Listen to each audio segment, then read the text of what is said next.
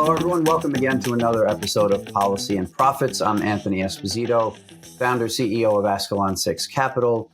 I am joined by my good friend, EJ Antoni, head economist at the Heritage Foundation and master of all things economic and financial. EJ, good to see you again, my friend. How are you? How's the week going? Anthony, great to be back with you. Busy week, been flying all over the country. Got another week of flights and train tickets. It's planes, trains, and automobiles for the rest of the year. It feels like, but I am hanging in. Great to be back with you. Nice to have you this week. Thank you, sir. Thank you very much for filling in last week. By the way, I know it was a solo shot. You did a great job. Greatly appreciate that. I was out in Utah with a large group of investors heading into January 1st for the turn of the year. So I was definitely very grateful for that. You did a fantastic job, and you have been all over the place. I've seen you all over X as usual. I've seen you all over Fox Business and Fox and Newsmax, and you've been pounding the drum. One thing that you've been on, which I really want to talk about because it's been a hot topic this week. It's something we talked about in the past.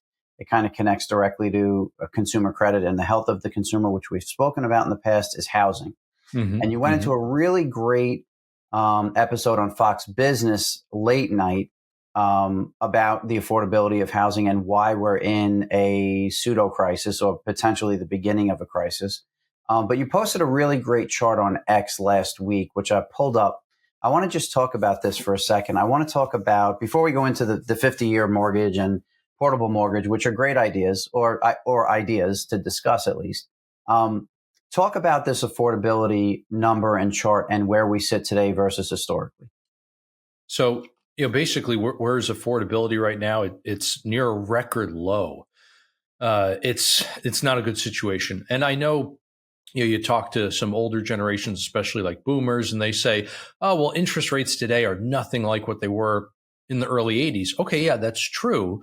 But you also didn't have the same ratio between things like home prices and incomes, mm-hmm. right? So if you look at trying to fit a monthly mortgage payment today into, especially for just a median price home, which is what we're looking at here, take the median take the monthly mortgage payment for the median price home and try to fit that into the median monthly budget, you just can't do it. I mean, it's darn near impossible.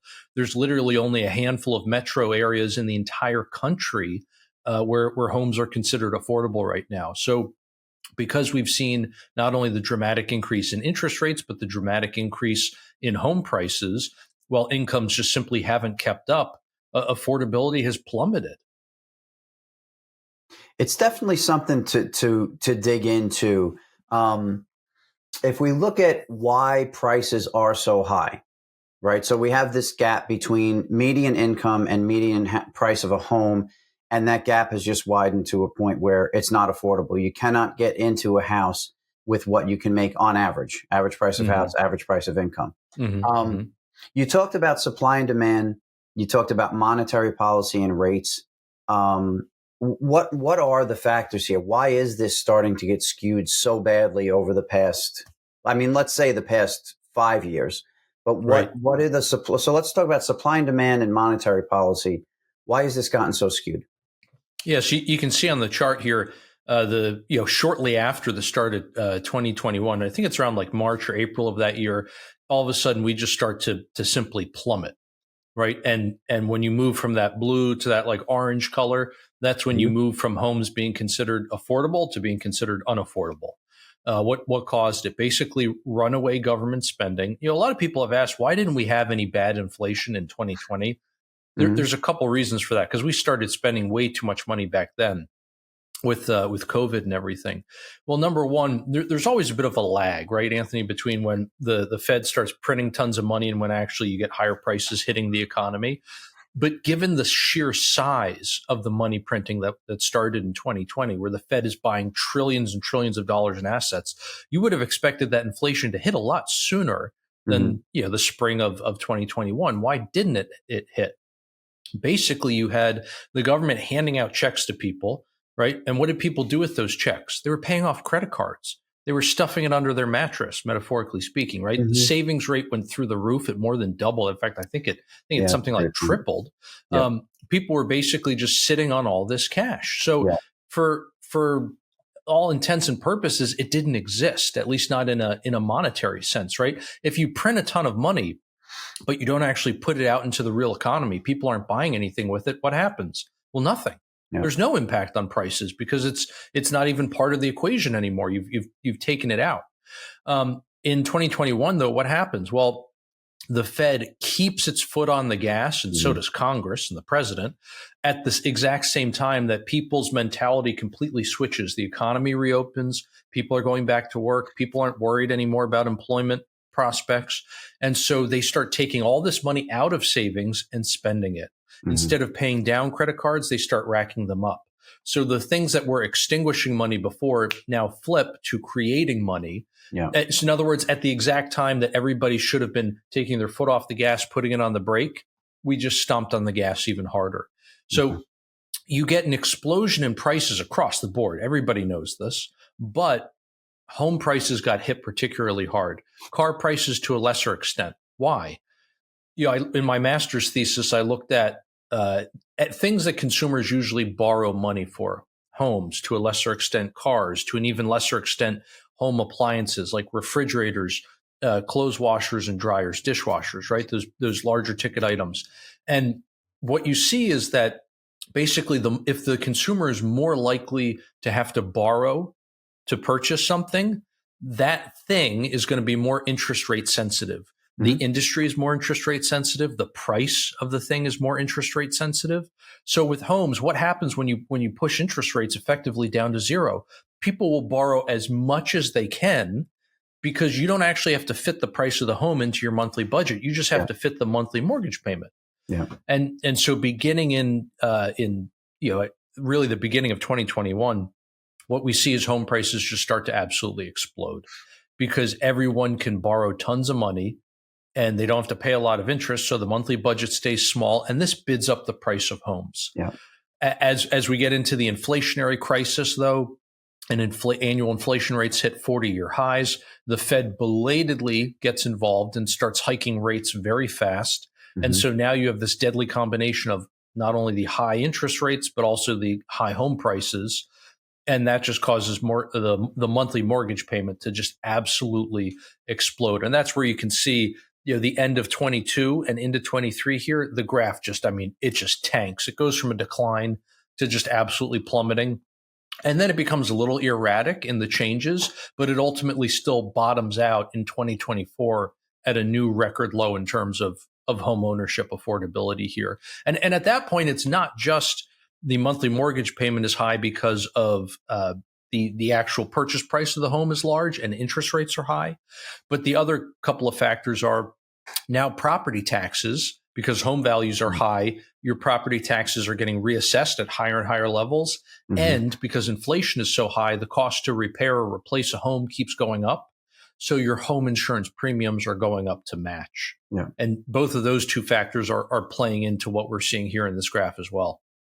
So we have supply and demand for sure. We've seen an issue. And on the demand side, you've made a good point, and I believe it's a real point. JD Vance has made the point. But we have imported and actually funded, in some cases, an outside source of illegals to come in and actually become demand force and push prices up higher. So you have that supply and demand issue where you're importing demand and sometimes funding it. The supply issue becomes a problem because, very simply put, if you have a seller who's at a 3% mortgage and they need to sell and then buy something else at a 6.5% or 7% mortgage, the bottom line is they're not going to sell. So sellers aren't willing to sell. There's no supply or less supply. There are buyers here that shouldn't be here. There's more demand. The rate and the monetary mismanagement you just went through perfectly, right? So there's an issue there.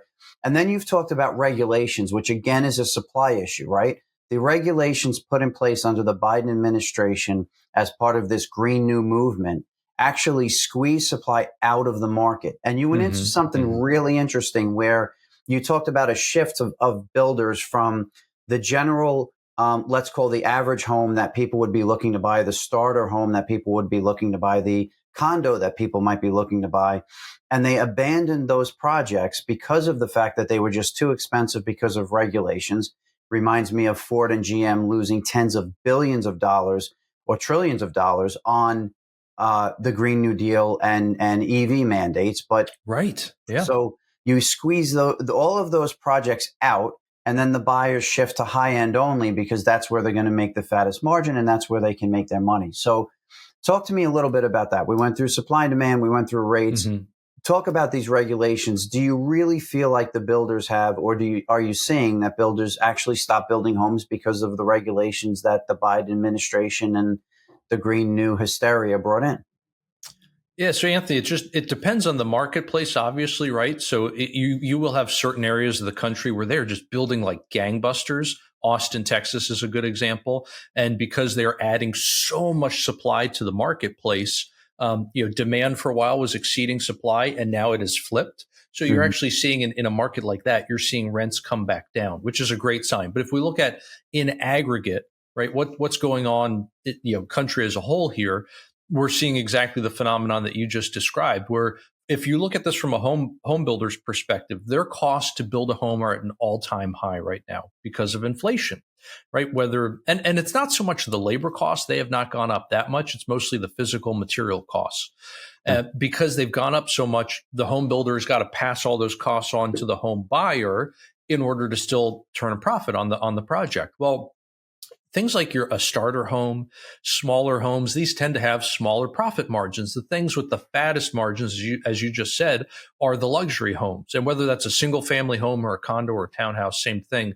The luxury ones typically have the bigger margins. And we're seeing the same thing with apartments as well, actually, these multifamily dwellings as they're often categorized. And so you now have a lot of markets where the consumer demand is more so on the side of entry-level homes, entry-level apartments, but the only things that are being built are the high-end stuff. So for home buyers, this is great news for the wealthy because they're much more likely to be able to afford those luxury homes. But for the apartment side of the equation, you have a lot of people where their only options to rent, if they want to live in a certain area, is to rent these luxury apartments, as they're called, which are obviously much more expensive. And fitting that into the monthly budget now means they don't have any money left to save for a down payment in the future. You're basically locking those folks in to renting forever. And yes, they have a nicer standard of living, you can say, because they're living in a luxury apartment instead of kind of a bare bones deal. But in the long run, it's not good for those folks. No. And again, unfortunately, unless you really see interest rates come down appreciably, I don't think you're gonna solve this problem. In fact, I think you would need to see both interest rates come down and home and in personal incomes really go up relative to prices before you're going to see much relief here. One thing so far that I think is bringing relief, though, has been the deportations. Yeah. Look at it this way: the Biden administration, and this is just the people we know about, let alone all the people who got across without any encounters with Border Patrol. Just the people we know about, the number of illegal aliens coming into the country under Biden in aggregate exceeded the population of New Jersey, which is the most densely populated state in the country. What do you think that did to the demand for housing? Yeah. Right. And now for the first time in quite a while, we have seen rental prices in the last few months really start to come down. In fact, I think the most recent reading was the pace of the decline, I should say, was the fastest in 15 years. Yeah. You can't tell me that there's no correlation there between this drop in demand from illegals getting kicked out and home prices. Yeah. And let's not forget, it's not as if these people come here and they're all working, being productive members of society, et cetera. A lot of them are coming here and immediately getting on government assistance. We were told that can't happen, right? But now between all the efforts of DHS, the efforts of DOGE, different departments are all finding, oh, wait, states have been wantonly abusing these programs. I live just outside of DC. In the district itself, a family of four with no one working qualifies for over $120,000 in rental assistance a year. And if you, again, you consider the fact that we've been allowing states and the District of Columbia to enroll illegals, right? The federal government didn't crack down on that for 4 years. You can't tell me that people are not going to take advantage of that program. And then you can't tell me also that it's not going to have an effect on the overall price when you have that much government stimulus coming in. Yeah, it's infuriating. We're in a position where 1/3 of the country pays for the rest of the country. The math doesn't work there. It's just not sustainable. The other thing is people don't realize that we could talk about the direct relationship between supply and demand. We can talk about the direct relationship of regulations to prices. But what people don't necessarily realize are the derivative effects of this. What I mean by that is you have money being shelled out to illegals. You have money being shelled out, whether it be for education, for housing, for benefits. As we add to debt, as we add to inflationary expectations, as we don't focus on growth, economic growth, real economic growth, what does that do to rates? It keeps rates higher. So Exactly. You can talk about the Fed and the Fed funds rate. That rate has an indirect relationship to the mortgage rates and what we're paying. But we really want to shift focus, as you and I have discussed often, the 10-year yield. Where is the 10-year yield? Because that's much more directly correlated to the mortgage rates. And if you look at the 10-year yield, what's affecting the 10-year yield? Debt, inflation expectations, and growth. So all of these beautiful social programs that everyone goes out and marches in the street over and yells and screams over, and then they go back and they complain because their rent is too high and they can't afford to buy a house and they can't find a job. It's like you're literally walking in a circle. You are walking in a circle screaming at the moon, but to try and have that conversation probably won't go well. My point is there are direct effects and then there are peripheral or derivative effects of these poor policies.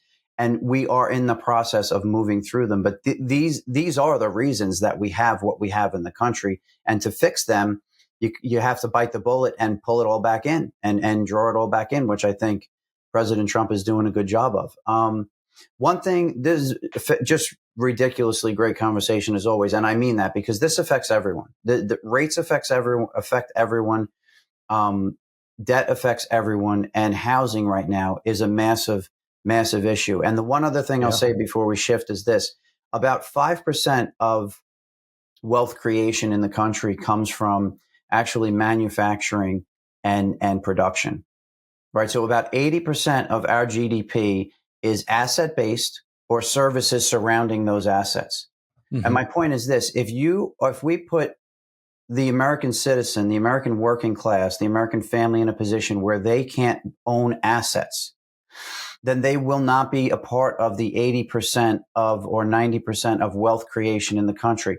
This is not a DEI conversation. This is not a jobs program conversation. Not about it. I'm about America. I'm about capitalism. I'm about succeeding, grind it out, work hard, accomplish goals. That's what I'm about. Everyone is born. Everyone has an equal playing field. Do what you need to do to succeed. It's the best country in the world, the greatest country ever created by God. My point is if we're setting up a system now through faulty policy, and I'm putting the target right on the Biden administration for that, where you cannot be a part of owning assets because of the monetary policy, because of the regulations, because of the way we've spent money as a government, then you cannot be a part of wealth creation in an asset-based economy. It is where we sit. It is where we are. And I think we've set up people to not be able to participate, not because of the color of their skin or where they go to praise the Lord, because of the fact that our system or the policies put in place have just not been, they haven't been effective. They've been destructive. They've been destructive for everyone, but especially for the working class. And I think that President Trump is well on his way to fixing those policies and those errors. What I would say is he's got a couple of, first thing I want to look at is we have a table of interest rates from where Trump left office at 3% to the spike of about 8% under Biden. This is for a 30-year fixed, just to put in perspective, 30-year fixed, $300,000 mortgage. Okay. So real quickly, this is how different this is. If you had that same mortgage at a 3% rate under Trump 1 first term, you were paying $1,200 a month, and you were going to end up paying a total $455 for the house. $155 is interest. Mm-hmm. Fair. If you had the 8% rate, which was the peak under Biden, you were paying almost double per month, 2,200. You were paying 792 for the house total over the course of the loan, the duration of the loan. You were paying almost $500,000 in interest. And this is assuming the home price didn't move, right? Exactly. So now this Yeah. is assuming it was 300,000 to 300,000. What we've seen is it's gone from 300,000 to 450, 500, 600,000. Right. And that is fuel on the fire. It's salt in the wound. It is again the culmination of bad policy, bad movement, and bad management, and that falls squarely on the shoulders of Joe Biden and that administration. This has been a disaster, and this is part of why these things have become so far out of reach. To your point in your chart, that big dip down coming out of 20, this is exactly what's going on. They floated a couple of ideas as far as how to manage the problem. Now, I think we need to fix the problem. I said this yesterday in an interview. We need to fix the problem and not put a Band-Aid on it or kick the can down the road. Yeah. And I do believe the 50-year mortgage is a Band-Aid. I think it's kicking the can. I don't think it gets where we want to go. But I do have a graphic to put up. You and I had this. We were looking at this the other day. This is the 50-year versus the 30-year mortgage. And you can run it on 3% up to 8%. But let's just say, let's call it 6%, which is where we are right in the middle of this chart, right? Mm-hmm. And then I really want your opinion on this. So if we look at this 50-year versus the 30-year mortgage, 6% rate, the monthly payment is lower by $100. Honestly, I know $100, trust me, I understand that $100 a month sometimes is a lot of money. Right. It handled the right way, it could be make or break for the month. I get it. I truly do. Yeah. However, if you look at total paid for the mortgage, you're saving $100 a month. You go from paying $650 to over $1 million on the life of that mortgage. Right. Interest paid goes from $350 to $711,000. And on a percentage of the loan, you pay 115% interest on the 30-year in total of the loan Mm-hmm. to 237%. Of what you've paid, of the price of that loan is now interest on the 50 years. So what you're seeing is a small benefit month to month, relatively $100, but you're seeing a massive decline in wealth, just a destruction of your wealth moving forward. Right. And in addition to the fact that most of the interest is front loaded. So on a 50-year, you're going to be 15 years into that mortgage to 18 years into that mortgage before you're even touching principal, when most people own a home for 12 years. Right. So what does that mean? You're paying interest only. I mean, it really is an interest only loan renting, for the average right? person. You're just going to rent. I Exactly. mean, you have zero equity. No equity in that house. No equity in that house. So do you think the 50-year, and then I'm going to ask you to pivot from that to the portable, but do you think the 50-year makes sense? Am I missing something here? Or is this really just something to talk about? Think outside of the box. Great. Love the conversation, but not exactly what we should be doing here. Anthony, everything you said, spot on. Exactly right. Like the out of the box thinking. Love the fact that you have folks in the admin who are trying to address this affordability crisis, which is very real. You know, I know a lot of people on the right like to say, well, now that Biden's gone and Trump's in, everything's great. It's all sunshine and rainbows. No, it's not. Mm-hmm. They got handed an affordability crisis and it's still here. You know, things have gotten a little bit better, but only a little bit. Mm-hmm. We are still much worse off than we were, you know, back when Trump left office, you know, Trump 45. Yeah. So the other thing that I think is worth pointing out, though, is that when you go from a 10-year to a 15-year or a 15-year to a 30, each time you extend the term, the interest rate always ticks up a little bit because there's more of a term premium, right? And there's a little bit more risk there for the lender. So in all of these discussions where we're talking about what's a 30-year versus a 50-year at the same interest rate, the interest rate is going to be a little bit higher for that 50-year at the end of the day. In other words, the monthly savings are actually going to be a little bit less, and the actual amount of interest paid over the loan is going to be even higher. Yep.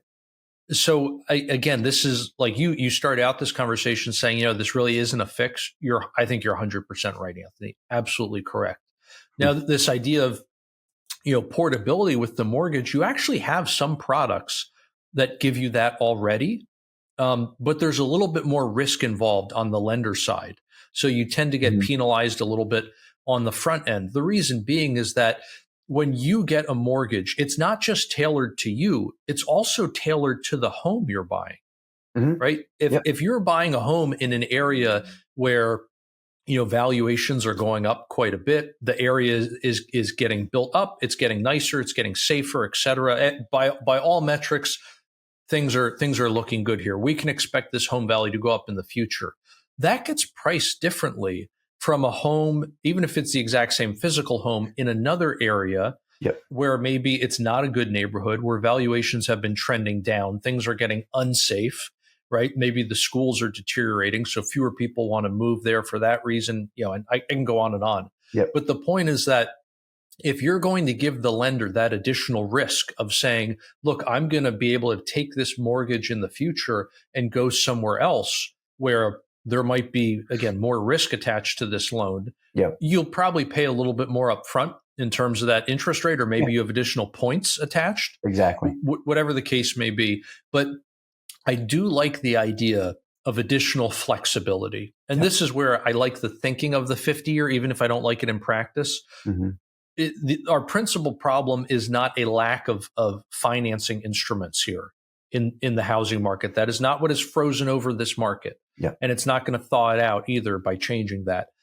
But I do like the idea of, let's start deregulating this. Let's let lenders and borrowers work out amongst themselves how they actually want to finance these purchases. Let them decide what appropriate terms are. And I think that would do a whole heck of a lot of good. It's not going to solve the underlying fundamental, which is a mismatch between supply and demand. But it does help in terms of the financing end of it.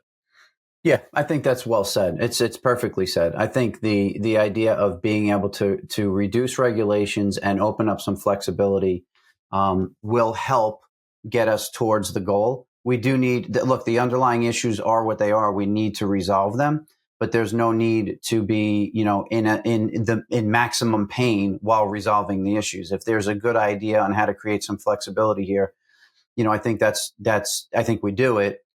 And I love the fact that whether we're talking about the 50-year, that's like, not really, or we're talking about the portable, that's like, maybe.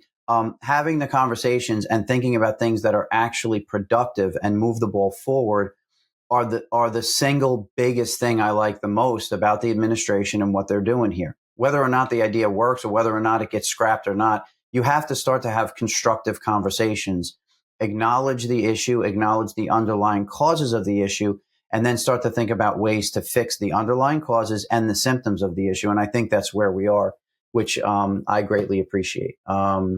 Somebody said the other day about the portable, they were on, they're like, I don't know if the banks are going to go for this and they're going to be losing a lot of revenue. And I'm like, okay, so I will, if I could place a bet on anything, market included, I'll place a bet that brokers and banks will figure out how to make money. I think I'll win that bet. I don't think, regardless of the structure and the product, they will figure out how to make money.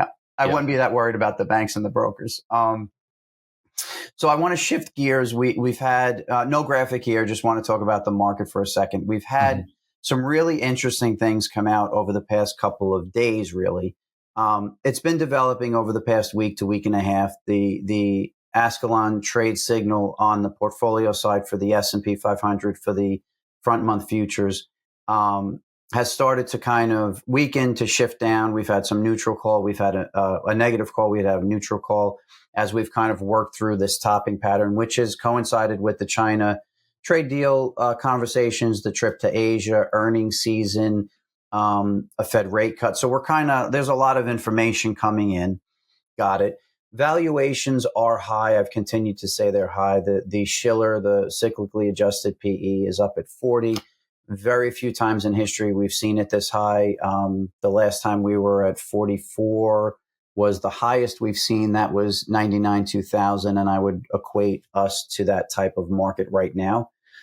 So we've seen a little bit of a pullback down about 5% peak to trough.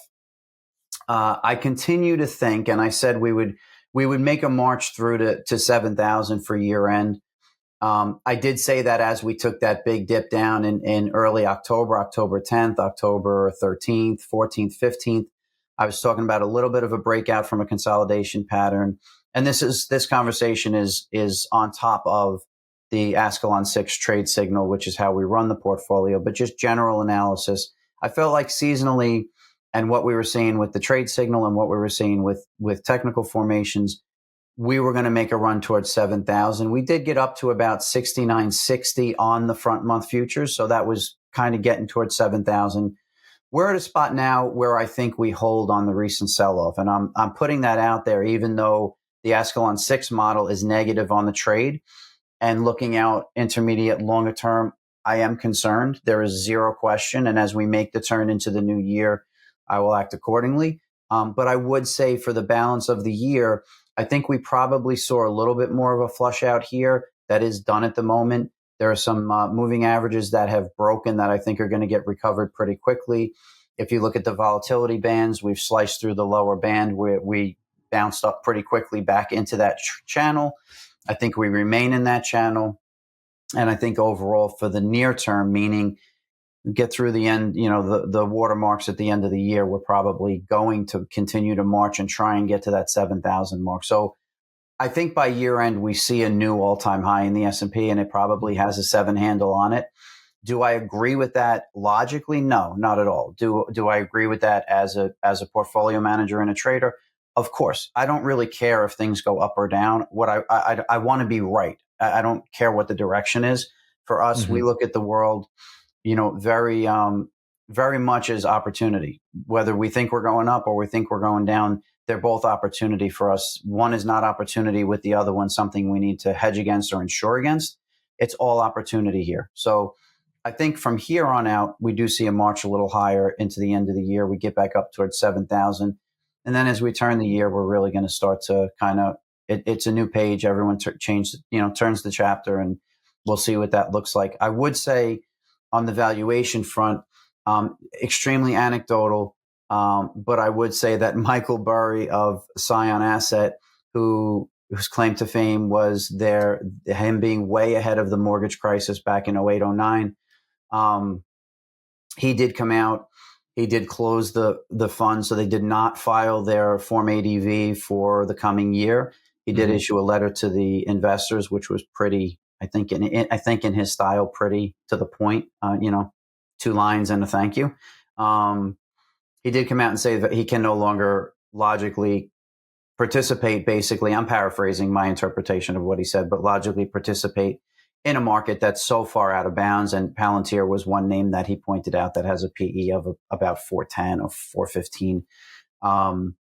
So he closes his fund, walks away. Anecdotal, absolutely anecdotal. Is it significant to me? Yeah, I think it's important to look at one of the great quiet minds. And what I mean by that is he doesn't have the equivalent of the Jim Cramer Investment Club, and he's not on CNBC Pro, and he's not paying people $40 a month or $100 a month to hear what they think might happen if these things happen, but might not happen if these things don't happen, but I'm not sure. I think it might. Oh, by the way, you can pay here, just click. Little sarcasm there. I think he's been a quiet, great mind on Wall Street and in the trading community. I think when he says something or it gets out that he said something, it should be listened to. I would listen to what he has to say more intently than I would to a Warren Buffett, to be perfectly honest with you, as a trader. And I think it makes a lot of sense. He did mention that he was long personally a pretty good chunk of the 50 puts for 2027 in Palantir, which is well above those levels now. So that was interesting to me. He kind of just feels, it seems to me he's just saying, I've had enough. I've seen this before. I'm seeing it again. I'm going to exit stage left. Thanks for the memory. So that's important to pay attention to. Read the tea leaves. I'll continue to read them. There are anecdotal pieces of evidence everywhere. A lot of it's not picked up on until it's in the rearview mirror. Here at Ascalon 6, we try and read those when they're through the windshield and not in the rearview mirror. And then we use the model on top of that to give us a rule-based, quant-based view of where we think the market's going. So higher for the end of the year, be real cautious here. And as we turn the end of the year, I think we really need to start to look at, on my point, I will be looking at the trade signal and I'll be looking at the longer term signals for the model because they don't look great at this point. And after a 43% rally off the April lows, valuations really extended and some question marks out there that no one's generally talking about. I'm watching the radar. Love it. Good. A lot of, as you pointed out, a lot of good reasons to be, to be cautious and not to treat this like the traditional buy and hold scenario, right? You're going to have these big dips, and why not have a model or at least a methodology where you can take advantage of them? And I know we've talked about this before, so I don't want to beat a dead horse too much, but I do just really love the way you run the fund, that you can make money up or down. Right. And that the direction is really irrelevant. You're betting on the direction and to a lesser extent the magnitude. But again, it's not this traditional, we're only going to make money on the way up. Let's make money in either direction. Yeah. And it takes, look, I've been speaking to my investors a lot recently. It has been a lot of conversation. And the way I put it is your traditional money manager, financial planner is an asset gatherer. They're going to collect as many assets as they can. They're going to do as many basketball games and trips to the steakhouse and all those things. And they're going to pull those assets in. They're going to charge a toll and they're going to do their job. They have a function, and there's no disrespect at all. They have a function, and it's a function that I can't perform. I'm not a financial planner. There are a lot of peripheral items and peripheral services they have, but they are the bull crowd. They are going to make money on the way up because everybody they deal with, every vendor of the mutual funds, the ETFs, the derivative products, everything they have is bullish. Everything. Yeah. For me, I'm an asset manager. I'm not an asset gatherer. I am the tip of the spear. We are managing this portfolio every day. We're on the screen every day. I'm not buying anyone's ETFs. I'm not buying anyone's, funds. I'm not out to lunch with anyone selling me a product so I can charge my client for it. I'm actually making the decision on what we're trading and why we're trading it. And those decisions and those reasons are mine. They are our decisions at Ascalon 6. They are proprietary to Ascalon 6 and unique to our desk, and they work. And yes, we can make money up. We can make money down. For us, it's all opportunity, and we'll continue to function that way. It's been working so far, and we're hopeful and grateful that it has, and hopeful that it will continue. So we keep our heads down here. There's no, we're not disillusioned by any of the market commentary. We're not disillusioned by any of the push. If the market wants to be illogical on the way up, great. We're there and we'll see it. Our model will show it. But as we watch our peripheral models and we read those tea leaves, we're right at the tip of that spear. So when things start to shift and our model starts to shift and we see things before they're in the rearview mirror, we will be ahead of that as well. So up or down, we're making money and we're in position. I love it. And I really love the way you laid that out too. So many of the people, I think, in finance, Anthony, they say they're in, well, let me put it this way. They're basically just risk managers, right? They pool a ton of money from a ton of different people, and then they spread it out across a ton of different assets. And like you said, it's all just bullish on everything, right? Just buy and hold. The bias is up. Yep. Yeah, it's so there arbitrage there of gathering money from all over the place and then spreading it out all over the place. I mean, again, that just sounds more like a risk management strategy than a wealth strategy or an investment strategy in stark contrast, right, to the good work you're doing and everything you just outlined. Yeah, I think a lot of it's duck and cover, to be honest. It's like collect the assets, place them strategically throughout the way their model says it needs to be placed. They're not managing or trading any of those. They're just allocating to them. So they're an asset gatherer and an asset allocator, and then they're kind of moving along. Again, there's no disrespect here. That's the model, and the model over time works, right? The market's going to go up 86% of the time. For the best way I can put it, I think, is I was speaking to an investor a few months ago, and I said the risk is to the upside. And he said, "What do you mean risk is to the upside? The risk is only to the downside." And I said, "No, risk is what is the risk of movement, and where is the opportunity?" So I see opportunity in risk to the upside or risk to the downside. And he kind of took a pause. He's like, "So you really see a mirror image of the market?" I said, "It's exactly what I see. I don't really. There's risk both ways. Let's just take advantage the best we can of both of those scenarios. And I think that's what 99% of the money managers, financial planners, hedge funds, asset managers, private bankers are missing. Hopefully, it's not what we're missing here.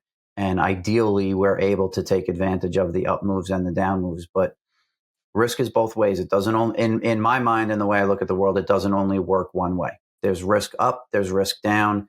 Let's try and take advantage of both. And that's why you outperform the market. Here we go. EJ, continue to win at life this week, my friend. Have a great weekend. And until next time, I will. Oh, I'm actually in DC next week, so I want to hit you. I think we'll try and grab breakfast or coffee if you can. But awesome. Thank you very much. For me, thank you guys very much for joining. Again, if you want to see any of the most recent commentary, you want to see any of the most recent media or breakdown on the fund and the strategy, you can go to ascalon6capital.com. You can see me on X at CMT_Anthony. EJ, my friend, thank you very much. Appreciate it. And I appreciate all your commentary out on X. I'm on your handle every single day.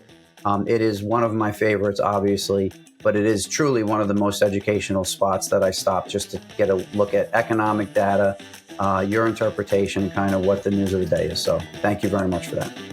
Anthony, always a pleasure. We'll catch up with you next week. All right, buddy.